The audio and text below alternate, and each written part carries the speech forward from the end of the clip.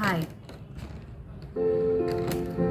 Price Lord. So இன்றைக்கு ஒரு விசேஷத்தமான சத்தியத்துடன் உங்கள் எல்லாரையும் சந்திப்பதை நான் மிகுந்த சந்தோஷம் அடைகிறேன். ஸோ இன்றைக்கு ஒரு என்ன டாபிக்னு சொல்லலாம், ஆண்டவர் எனக்குள்ளே கொடுத்த ஒரு பாரம் அப்படின்னு சொல்லலாம். ஆண்டவர் எனக்கு என்ன சொல்கிறது, சுற்றி காண்பித்த 2 காரியங்கள். இந்த ஸ்டோரி நம்ம நிறைய வாட்டி பைபிளில் படிச்சிருப்போம். ஆனால் இந்த வாட்டி இந்த வார்த்தைகள் ஆண்டவர் என்னோடு பேசும்போது நான் எதற்காக வாழ்ந்து கொண்டிருக்கிறேன் அப்படின்ற ஒரு question mark. why am I going to church? why am I seeking after God? இயேசு கிறிஸ்துவை நான் பின்பற்றுகிறேன் என்றால் அதிலிருந்து எனக்கு என்ன லாபம் வரும் என்று நான் பின்பற்றுகிறேனா, இல்லை கிறிஸ்துவை வைத்துக்கொண்டு எனக்கு ஏதாவது லாபம் வருமா என்றுதான் இந்த டாபிக் இருக்க போகுது. ஸோ இன்றையோட டாபிக் வந்து ஃபுடீஸ். ரொம்ப கொஞ்சம் டிஃப்ரெண்ட்டாக தான் இருக்கும். ஃபுடீஸ் அப்படின்னாலே சாப்பாடை அதிகமாக விரும்பி சாப்பிட்றவங்கள நம்ம வந்து ஃபுடீஸ் அப்படின்னு கூப்பிடுவோம். சிலவங்களுக்கு வந்து மனுஷன் அப்படின்னாலே சாப்பாடு தான் அவனுக்கு ரொம்ப இஷ்டம் நான் விசுவாசிக்கிறேன். ஏன்னா ஏதேன் தோட்டத்திலையும் பிசாசு சாத்தானானவன் ஆதாமுக்கும் ஏவாளுக்கும் ஃபர்ஸ்ட் ஏவாளுக்கு காண்பித்தது பழம். அந்த பழத்தை வைத்துதான் பிசாசு என்ன பண்ணா, அவர்களை விழ வைத்தான். ஸோ சம்வேர் இந்த சாப்பாடு இல்லைன்னா வேறவர் வி ஆர் எம்டி, அந்த எம்டினஸ்ஸை ஃபில் பண்ணதான் பிசாசானவன் மும்முரமாக கிரியை செய்கிறான் என்பதில் சந்தேகம் இல்லை. ஸோ இன்னைக்கு ஒரு சின்ன பர்கர் தான், இன்னைக்கு ஒரு சின்ன பீஸா தான், ஒரு சின்ன பிரியாணி தான். ஆனால் அது அட்வர்டைஸ்மெண்ட்டில் காமிக்கும் போது என்ன பண்ணுறாங்க, பெருசாக காமிக்கிறாங்க. அந்த சீஸ் பறந்து வந்து விழுற மாதிரி காமிக்கிறாங்க. அந்த சிக்கனு அந்த மட்டன் அதெல்லாம் அப்படியே ரோல் ஆகிற மாதிரி இதெல்லாம் காமிச்சு மனுஷனை ஈர்த்து கொண்டு இருக்காங்க. பிசாசன் என்ன பண்ணுறான், வா இது ஃபர்ஸ்ட் சாப்பிடு, இது சாப்பிடு அப்படின்ட்டு. ஆனால் நாம் இன்னைக்கு வேதத்தில் நம்ம ஒரு 2 காரியங்களை நம்ம பார்த்துட்டு இந்த வார்த்தையை நான் இன்னைக்கு முடிக்கணும்னு ஆசைப்படுறேன். ஸோ எல்லாருக்கும் தெரிஞ்ச ஒரு சத்தியம், யோவான் 6ஆம் அதிகாரம். இயேசு தம்முடைய கண்களை ஏறெடுத்த போது திரளான ஜனங்கள் தம்மிடத்தில் வருகிறதை கண்டு பிலிப்புவை நோக்கி, இவர்கள் சாப்பிடத்தக்கதாக அப்பங்களை எங்கே கொள்ளலாம் என்று கேட்டார். பிலிப்பு அவருக்கு பிரதித்தமாக, இவர்களில் ஒவ்வொருவனும் கொஞ்சம் கொஞ்சம் எடுத்துக்கொண்டாலும் 200 பணத்துக்கு அப்பங்கள் போதாது என்றான். அப்பொழுது சீமோன் பேதுருவின் சகோதரனுமாகிய அந்திரேயா அவரை நோக்கி, இங்கே ஒரு பையன் இருக்கிறான், அவன் கையில் 5 வார்கோதுமை அப்பங்களும் 2 மீன்களும் ஆனாலும் அவைகள் இத்தனை ஜனங்களுக்கு எம்மாத்திரம் என்றான். இயேசு கிறிஸ்து அந்த மலையிலே தம்முடைய ஜனங்களுக்கு அவர் பேசிக்கொண்டிருந்த பொழுது, தேவனுடைய வார்த்தையை அவர் பகிர்ந்து கொண்டிருந்த போது ஜனங்க ஆட்டோமேட்டிக்காக பசி எடுக்க ஆரம்பிச்சிச்சு. 3 நாளாக அவங்க தேவனுடைய வார்த்தையவே கேட்டுட்டு இருந்தாங்க, வசனத்தையே கேட்டுட்டு இருந்தாங்க. ஆனால் அவர்களால் பசி உணர முடியாத இருந்துச்சு. ஸோ 3 நாள் ஆகிட்ட பிறகு ஆண்டவர் என்ன சொல்றாரு, நீங்களே உங்களுக்கு என்ன பண்ணுங்க, சாப்பாடை கொடுங்க அப்படின்னு சொல்றாரு. ஸோ அந்த இடத்துல சாப்பாடு இல்லை. ஒரு சின்ன பையன் சாப்பாடு எடுத்துகிட்டு வந்திருப்பான், 5 அப்போ 2 மீன் இருக்கும். இந்த ஸ்டோரி எல்லாருக்குமே தெரியும். ஸோ அந்த சாப்பாடை ஏசப்பா என்ன பண்ணுறாரு, ஆசீர்வதித்து எல்லாரையும் பந்தியில் உட்கார வச்சாரு. உட்காந்து எல்லாருமே சாப்பிட்டாங்க. திருப்தி அடைந்த பிறகு 12 கூடை அதிகமாக மிச்சம் எடுத்தாங்க. அது யாருக்கு போயிருக்குமோ, அது சீஷர்கள் வந்து அந்த சின்ன பையனுக்கு கொடுத்தாங்களோ, அந்த சீஷருக்கு எடுத்துன்னு போனாங்களோ, அது ஆண்டவருக்கு தான் தெரியும். நம்ம இப்போ அது டிஸ்கஸ் பண்ண அவசியம் இல்லை. ஸோ இங்கே பார்க்கும்போது ஒன்றுமே இல்லாத நிலைமையிலிருந்து இவ்வளோ நேரம் வார்த்தைகளை கேட்டுக்கொண்டிருந்தாங்க. தேவனுடைய வார்த்தையை கேட்டுட்டு இருந்தாங்க. அவர் மலையிலே பிரசங்கம் பண்ணி கொண்டிருந்ததை அவர்கள் நன்றாக கவனித்துக் கொண்டிருந்தார்கள், உன்னிப்பாக கவனித்துக் கொண்டிருந்தார்கள். ஸோ இப்போ பசி அப்படின்னு வந்த உடனே ஒன்றுமே இல்லாத இடத்துல இருந்து ஒரு சாப்பாடை அவர் ஆசீர்வதித்து ஒரு 5 அப்பம் 2 மீனை 5000 பேருக்கு கொடுத்த உடனே இவர்களுக்குள்ளே ஒரு சந்தோஷம், ஒரு ஆச்சரியம். ஜனங்கள் ஒன்றுமே இல்லாத இடத்துல இருந்து இப்படியாப்பட்ட ஒரு ஆசீர்வாதத்தை இவருக்கு தந்துட்டாரே.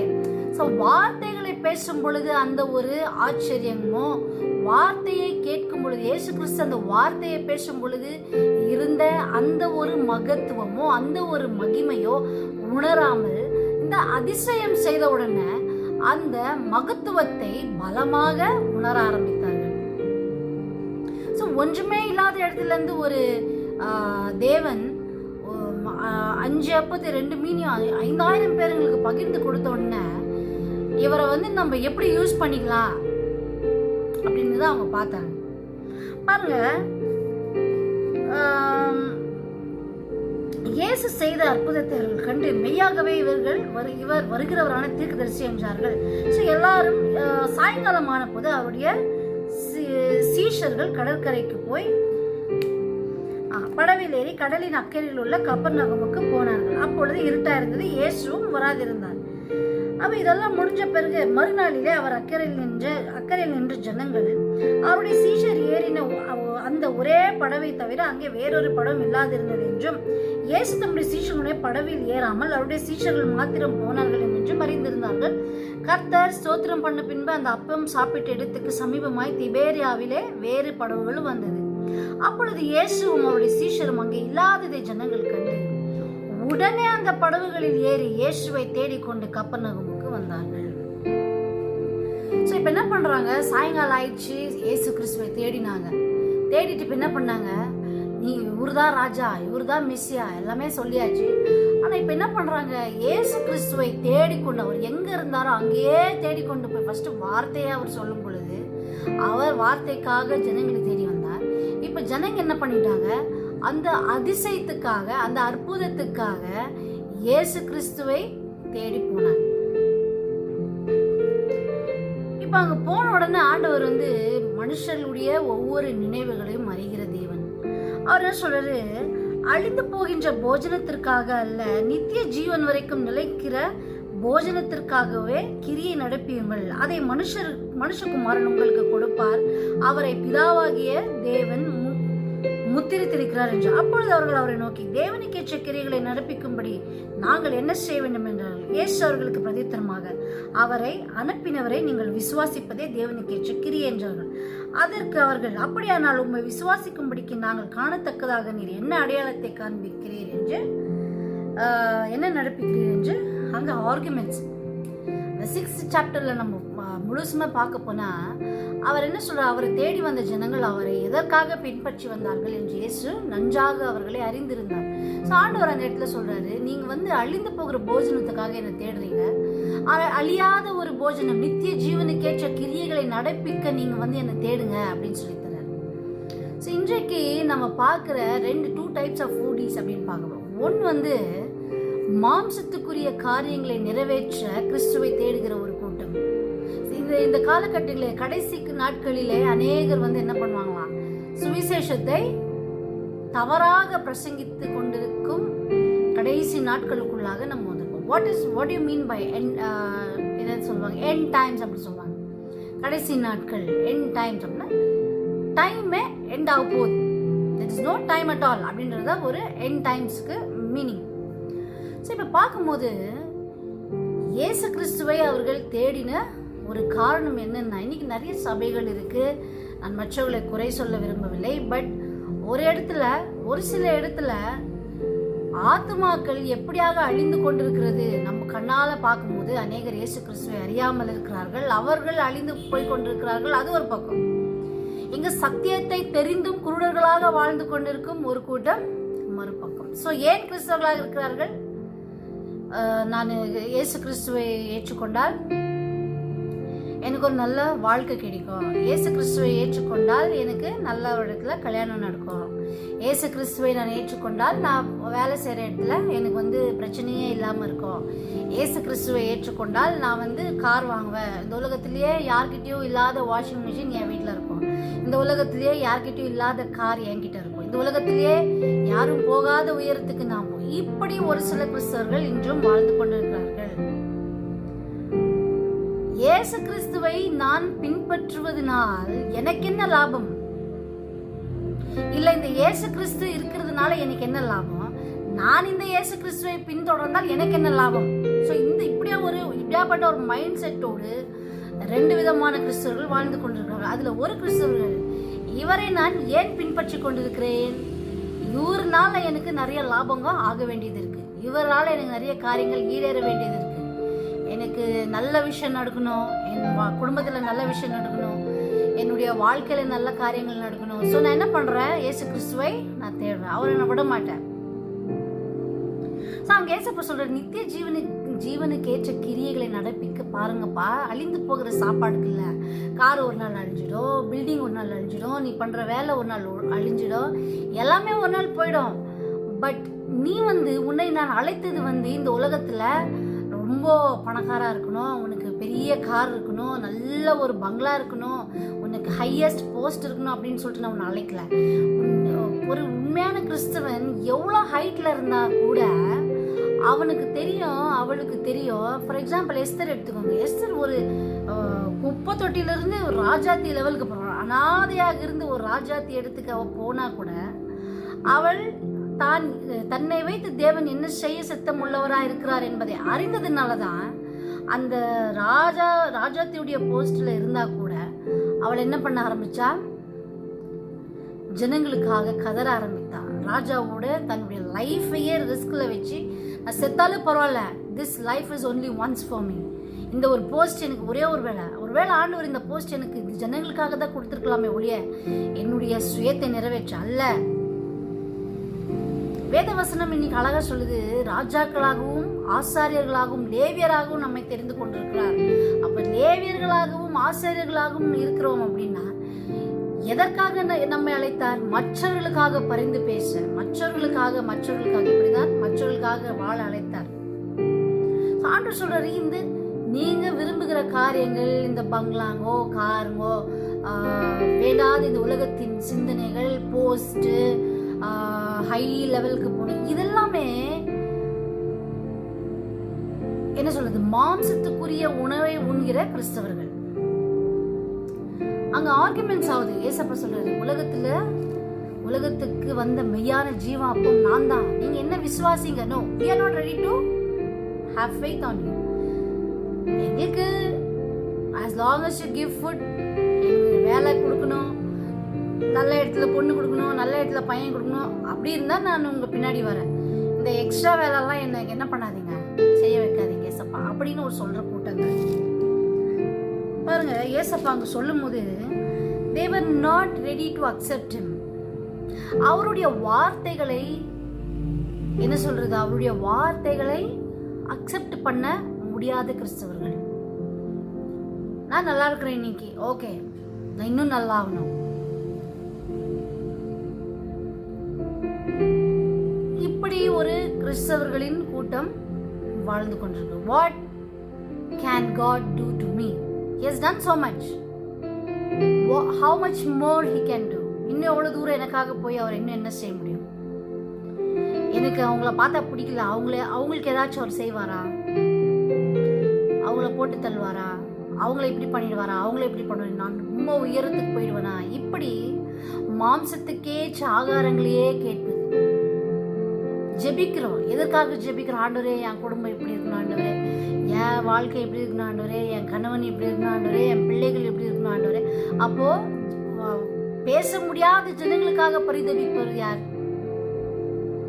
அறிவே இல்லாத ஜனங்களுக்கு அந்த ஜனங்களுக்கு அறிவை தரணுமே, அதற்காக யார் ஜெபிப்பாங்க? ஆண்டவர் இந்த இடத்துல என்ன சொல்லிட்டு இருக்காருன்னா, ஒன் டைப் ஆஃப் ஸ்பிரிச்சுவல் என்னது ஃபூடி, மாம்சத்தின் அவர்களுடைய ஏக்கம் எல்லாம், எண்ணம் எல்லாம் அந்த ஃப்ளெஷ்லி டிசைர்ஸ். நான் 4 பேர் முன்னாடி நல்லா இருக்கணும், நான் என்னை பார்த்தா 4 பேர் மதிக்கணும், என்னை பார்த்தா எல்லாருமே லைக் பண்ணணும், நான் பாடுறத பார்க்கும்போது எல்லாரும் எனக்கு நான் தான் பெரிய பாடகின்னு சொல்லணும், நான் பாடும்போது நிறைய பேர் லைக் பண்ணணும். இப்படி சுயத்துக்காக வாழ்கின்ற கிறிஸ்தவர்கள். இயேசு கிறிஸ்து எனக்காக இருப்பதினால் நான் இயேசு கிறிஸ்துவை நான் நேசிக்கிறேன், அவரை பின்தொடர்கிறேன், நான் ஒரு நல்ல கிறிஸ்தவன். But I am following him not because of what he is telling.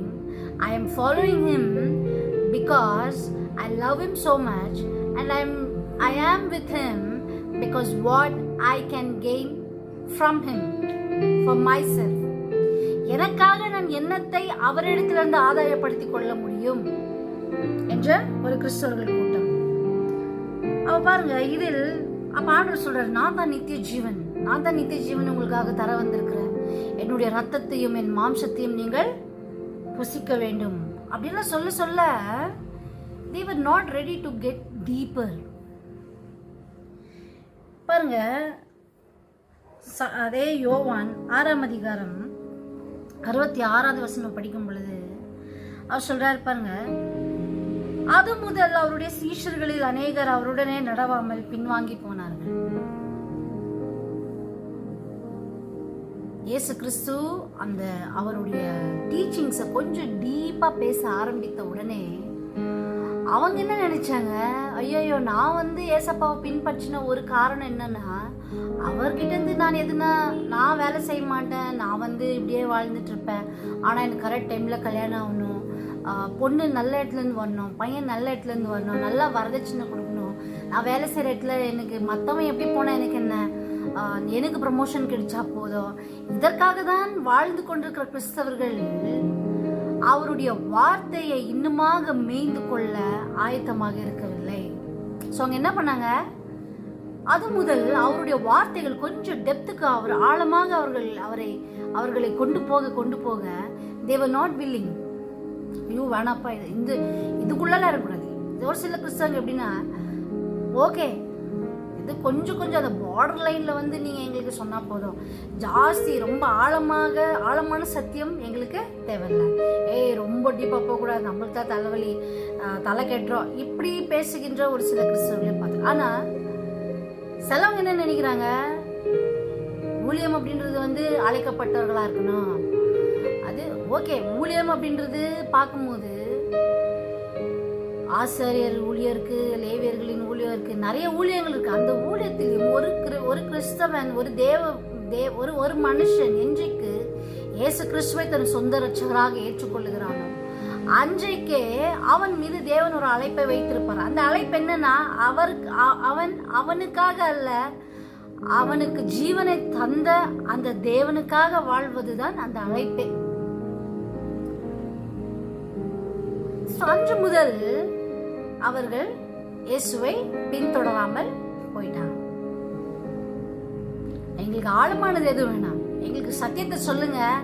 அந்த சத்தியத்துல என்ன இருக்கணும்னா, தேவன் உன்னை ஆசீர்வதிப்பாருன்னு சொன்னா எனக்கு ரொம்ப சந்தோஷம், எனக்கு கார் தராரு அப்படின்னா சந்தோஷம், எனக்கு சர்ச்சில் நிறைய பேர் துணி வாங்கி கொடுத்தா, இல்லை எனக்கு யாராச்சும் நல்ல திங்ஸ் கிஃப்ட் பண்ணா போதும், எனக்கு இதுதான் வேணும். But I don't want to go deeper inside. So மாம்சத்துக்கேற்ற உணவுகளை மட்டும் சாப்பிடுகிற கிறிஸ்தவர்களின் கூட்டம். இரண்டாவது கூட்டம் பாருங்க, அந்த முதல் அவருடைய சீஷர்கள் அநேகர் போய்விட்டாங்க.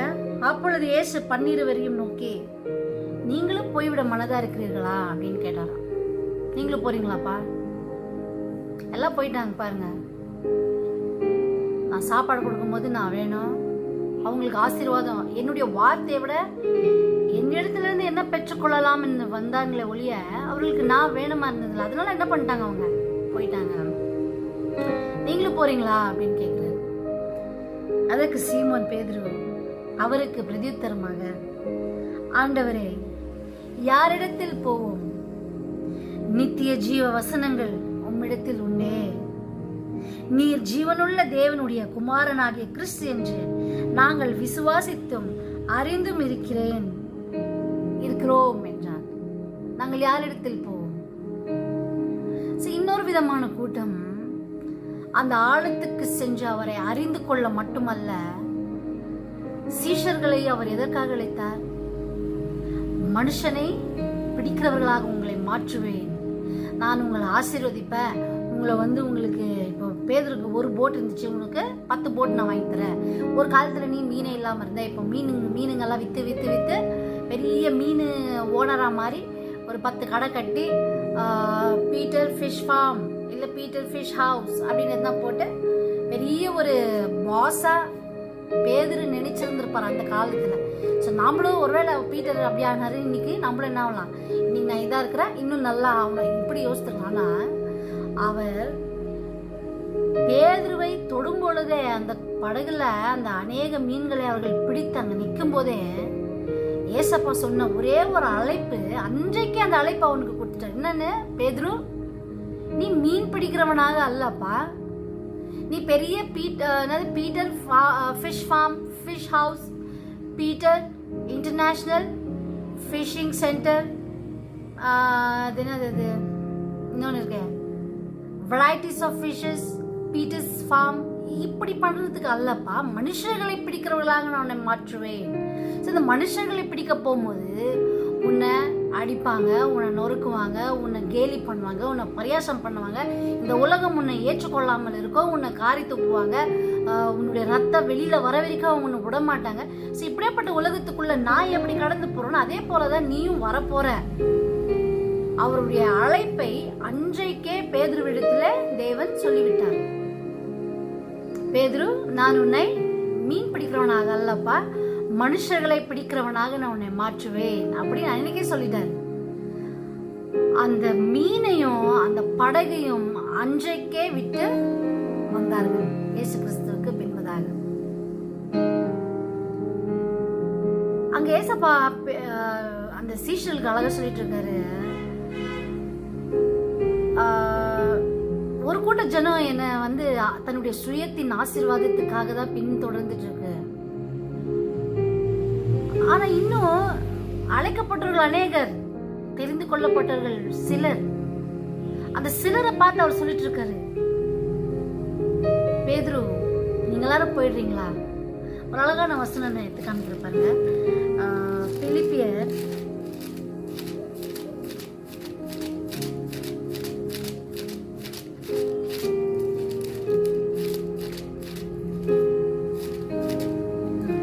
பிலிப்பியர் 1:29 பாருங்க.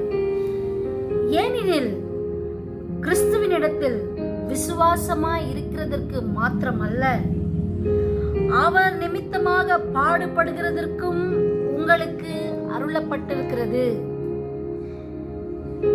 ஏனெனில் கிறிஸ்துவினிடத்தில் விசுவாசமாய் இருக்கிறதற்கு மாத்திரமல்ல, அவர் நிமித்தமாக பாடுபடுகிறதற்கும் உங்களுக்கு அருளப்பட்டிருக்கிறது. தேவப்பிள்ளையே, அங்க பவுல் பிலிப்பியருக்கு எழுதும் போது எழுதுறாரு, நாம் அவர் மேல் விசுவாச வைக்க மாத்திரமல்ல, விசுவாசிச்சதுனால என்னை இந்த பாவ உலகத்திலிருந்து அவர் மீட்டார். அவரை நான் இன்னைக்கு விசுவாசித்திருக்கிறேன்னா அது என்னுடைய பலன் கிடையாது, கிருபை. அவர் கிருபை இருந்ததுனால தான் நான் இன்றைக்கு மீட்கப்பட்டேன். அப்போ அந்த கிருபை என்னை இவ்வளவு தூரம் கொண்டு வந்திருக்கு. எதுக்குன்னா எனக்காக நான் வாழ அல்ல. அவர் என்னை அழைத்தது எதற்கு தெரியுமா? அவருக்காக நான் விசுவாசிப்பதற்கு மாத்திரமல்ல. விசுவாசிச்ச உடனே எனக்கு பரலோகம் கிடைக்குது, விசுவாசிச்ச உடனே என் சூழ்நிலைங்க மேல எனக்கு விக்டரி கிடைக்குது, விசுவாசித்த உடனே எனக்கு வந்து குழந்தை இல்லாம இருப்பேன், நான் குழந்தை. ஓகே, அவர் என்னைக்குமே அவர் நம்மளுடைய பாஸ். அவர் என்னைக்குமே நம்மள சும்மா வேலை வாங்குறது கிடையாது. So he will definitely bless. அவர் நம்மை ஆசீர்வதிப்பார் என்பதில் சந்தேகமில்லை. பட் அதையும் மீறி அவருக்காக பாடுபடவும் நாம் அழைக்கப்பட்டிருக்கிறோம் என்பது நமக்கு தெரியுமா? Do we know?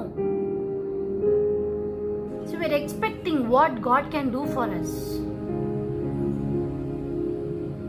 Can God expect what I will do for him?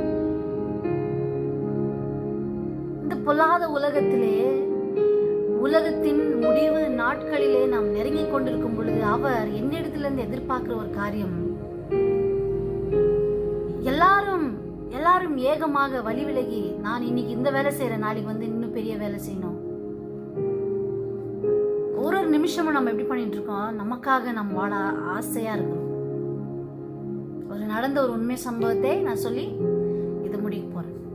So ஒரு பெரிய ஒரு சாஃப்ட்வேர் இன்ஜினியர், அவர் பேர் ஜான் அப்படின்ட்டு, எனக்கு மிகவும் எனக்கு தெரிந்த ஒரு மனுஷன் ஜான். அவர் வந்து ஆஸ்திரேலியாவில் இன்ஜினியர், சாஃப்ட்வேர் இன்ஜினியராக இருந்தார். அதிகமாக பணத்தை சம்பாதிச்சுட்டு இருந்தாராம். ஒரு நாள் அவங்க ஆஃபீஸில் வந்து ஒருத்தர் வந்து ரிட்டையர் ஆக போகிறாங்க. 38 இயர்ஸ் ஆஃப் சர்வீஸ் அந்த மனுஷர் கொடுத்ததுனால அவங்க என்ன பண்ணாங்க, அன்னைக்கு ரிட்டையர் ஆகுறாங்க. ஸோ அந்த ஒரு ஃபங்க்ஷனில் அந்த ஜானையும் கூப்பிட்டுருக்காங்க. ஸோ எல்லாம் பேசிகிட்டே இருந்த பொழுது சாப்பிட்டு எல்லாம் முடிச்சாங்க. ஸோ ஃபியூ வேர்ட்ஸ் அந்த ரிட்டையர் ஆக போகிற மனுஷன் பேச போகிறாரு அப்படின்னு நினச்சி அவர்கிட்ட கேட்கும்போது அவர் சொன்னாராம், 38 வருஷம் நான் படாத பாடுபட்டுட்டேன் இந்த வேலைக்காக. எல்லாரும் சிரிக்க ஆரம்பிச்சாங்க. ஒரு சம்பளம் கொடுத்த ஒரு ஆர்கனைசேஷன், ஒரு இன்ஸ்டிடியூஷனை எல்லாரும் முன்னாடி வச்சு இப்படி பேசுறாரு இவரு அப்படின்ற ஒரு ஆதங்கம், ஒரு பயம் நிறைந்தவர்களாக பார்த்து எல்லாம் சிரிக்க ஆரம்பிச்சாங்க. இந்த ஜான் அப்படின்றவரும் என்ன பண்ணிருக்காரு, ஏன் இப்படி சொல்லிட்டீங்க நீங்க அப்படின்னு கேட்ட உடனே அவர் சொன்னாரா, ஜான் 38 இயர்ஸ் நான் கஷ்டப்பட்டு இருக்கேன். இந்த கஷ்டத்துல நான் எதுக்காக, இந்த வேலையில நான் எதுக்காக இவ்வளவு கஷ்டப்பட்டேன்னா, நான் நல்லா சாப்பிடணும், நான் நல்ல வீட்டில் இருக்கணும், என் பிள்ளைங்க நல்லா ட்ரெஸ் போடணும் அப்படின்னு சொன்ன உடனே அவர் சொன்னாரா, இதுக்கு மேல நீ ஒரு வார்த்தையை நீ பேசாத அப்படின்னு சொல்லி அந்த வேலையை அவர் அன்றைக்கே நிறுத்திவிட்டு வீட்டுக்கு போய் 4 நாள் உபவாசம் எடுத்தாராம். உபவாசம் எடுத்து ஆண்டவர்கிட்ட கேட்டார், ஆண்டவரே இப்படியாப்பட்ட ஒரு ரிக்ரெட்டிங் லைஃப் நான் வாழ எனக்கு விருப்பம் இல்லை. இந்த மாதிரி ஒரு மனசு வேதனையான ஒரு வேலையை நான் செய்ய விரும்பவில்லை ஆண்டவரே. நீர் எனக்கு ஏதாச்சும் நீங்க இப்ப பேசுங்க. என் லைஃப்ல நான் லாஸ்ட்ல ரிட்டையர் ஆகும்போது எனக்கு ரிக்ரெட்ஸ் இருக்கக்கூடாது ஆண்டவரே அப்படின்னு சொல்லி அவர் ஜெபித்து அன்றைக்கே அந்த வேலையை அவர் ராஜினாமா செய்து முழு நேர ஊழியத்துக்கு வந்தார். ஆண்டவருக்காக எதையாகிலும் செய்ய வேண்டும் என்று வாழ்கின்ற, துணிந்து வாழ்கின்ற கிறிஸ்தவர்கள், எனக்கு என்ன லாபம் கிடைக்கும் அவர் பின்னாடி போனா, அவர் நம்ம அந்த நரகத்திலிருந்து அந்த மீட்டார் பாருங்க. அந்த ஒரு மீட்புக்கு மேல உயர்ந்த மீட்பு வேற என்னது சொல்லுவாங்க, அதுக்கு விட பெரிய உயர்ந்த ஆசீர்வாதம், ஒரு ஆதாயம் இந்த உலகத்திலே எதுவும் இருக்க சான்ஸே இல்லை. சோ நீ எந்த ஃபுடி, மாம்சத்தின் உணவுக்காக இயேசு கிறிஸ்துவை தேடுகிற ஃபுடியா, இல்ல உன் ஆவிக்குரிய வாழ்க்கைக்காக, அவருக்காக நான் என்ன செய்ய வேண்டும், அவருக்காக, அவர் எனக்காக இவ்வளோ செஞ்சாரு, அவருக்காக நான் பாடுபடவும் என்னை நான் அர்ப்பணிக்க முடியும் அப்படின்னு சொல்லி நினைக்கிற ஒரு கிறிஸ்தவளா? நானே ஒரு வாட்டி யோசிச்சேன், why am I Christian? நான் எதுக்கு கிறிஸ்தவளா இருக்கிறேன்? இந்த உலகத்துல வாழ்கின்ற என் நாட்களிலே என்னை அவர் தெரிந்து கொண்டிருப்பாரானால், நான் ஒரு மோசமான குடிகார ஃபேமிலியில தான் பிறந்திருந்து, மோசமான வெபிச்சார ஃபேமிலியில தான் நான் பிறந்திருந்து, யாரும் சரியில்லாத ஃபேமிலிங்க, கொலை நடந்த ஃபேமிலியில தான் நான் பிறந்திருந்து, ஸோ அவர் என்னை மட்டும் உயிரோடு வைத்திருக்கிறார் என்றால், அவர் செய்த இந்த நன்மைக்கு ஈடாக நான் எதையும் செய்ய முடியாது. நான் என்ன நினைக்கிறேன், இந்த ஒரு வாழ்க்கையை ஆண்டவர் எனக்கு தந்திருப்பாரானால், இதிலிருந்து இந்த வாழ்க்கையிலிருந்து அவருக்காக நான் என்னத்தை கொடுக்க முடியும், எதை நான் அவருக்கு தர முடியும் என்பதை சிந்திக்க வைக்கிற இந்த வார்த்தைகள். கிறிஸ்து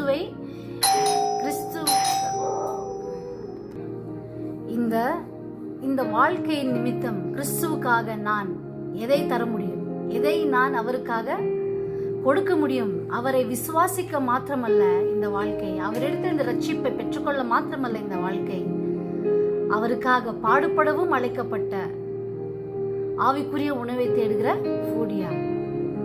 நாமளே யோசித்து பார்க்கலாம். கர்த்தர் இந்த வசனங்களை ஆசீர்வதிப்பார்.